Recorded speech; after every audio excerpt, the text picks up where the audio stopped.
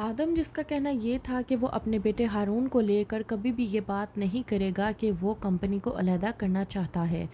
हारून जो कि आदम का बेटा आ चुका है, तो अब हया का अगला टारगेट कोई और नहीं बल्कि हारून है, ताकि वो आदम को इस बात का एहसास दिलाए और ये बात करने पर मजबूर हो जाए कि वो अब मुबारक कंपनी का हिस्सा नहीं रह सकता।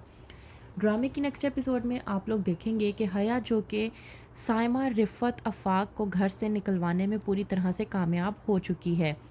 अब हया जो कि चाहती है कि वो रोहान का बिज़नेस पूरी तरह से अलहदा करवा दे। उसे कुछ समझ नहीं आ रहा था, लेकिन हारून के अचानक आ जाने से हया का दिमाग पूरी तरह से काम करना शुरू हो चुका है। ड्रामे की नेक्स्ट एपिसोड में आप लोग देखेंगे कि इरम और आसिया जो कि आपस में बहस कर रहे होते हैं और कहते हैं कि जो कुछ भी मुबारक मंजिल में हो रहा है वो सिर्फ़ और सिर्फ हया की वजह से हो रहा है। हया ने जब से उस घर में कदम रखा है वो घर पूरी तरह से वीरान होना शुरू हो चुका है। पता नहीं आखिरकार ये हया क्या चाहती है। मैंने तो हया के बिछाए हुए जाल में और फंसी हुई साइमा भाभी को भी हया की बिछाई हुई चाल से बाहर निकालने की कोशिश की थी।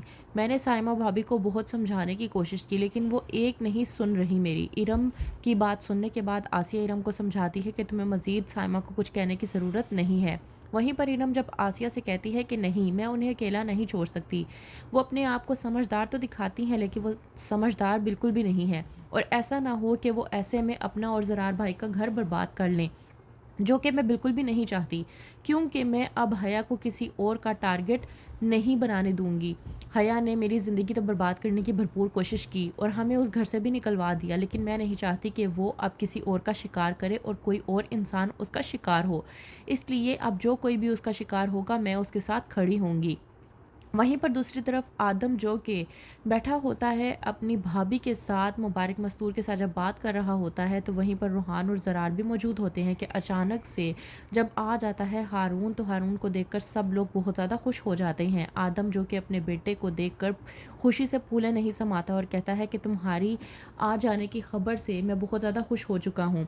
हारून जो कि अपने वालिद से कहता है कि इसीलिए तो मैंने आने से पहले आपको बताया नहीं, ताकि आपके चेहरे पर ये खुशी देख सकूँ। वहीं पर आदम जाता है ज़रार के पास ताकि उसे जाके समझा सके कि वो साइमा को वापस ले आए, लेकिन ज़रार जब बताता है आदम को कि मुझे अम्मी जान ने मना किया है कि मैं साइमा को वापस नहीं लाने चाहूँगा। यहाँ तक कि ये कहा है कि जब तक वो खुद आने की बात नहीं करेगी, कोई भी इस घर से साइमा को वापस लाने के लिए नहीं जाएगा। इस बात पर आदम ज़रार से कहता है कि चलो ठीक है, भाभी जान ने जो भी फ़ैसला किया है वो उनकी मर्ज़ी है और उन्होंने जो भी फ़ैसला किया है वो बेहतरीन फ़ैसला है। हया आदम और ज़रार की ये बात जब सुन लेती है तो वो भी खुश हो जाती है, ये जान कर के आखिरकार बला टली। उसने जो कुछ भी सोचा था वो तमाम तर बात पूरी हो चुकी है।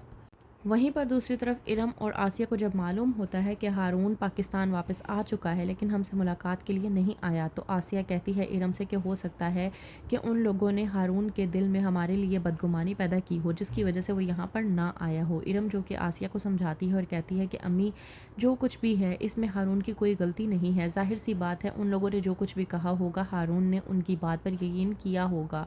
अब हम इसमें हारून को ज़िम्मेदार तो नहीं ना ठहरा सकते। अगर अब वो नहीं आया तो इसमें उसकी मर्ज़ी है।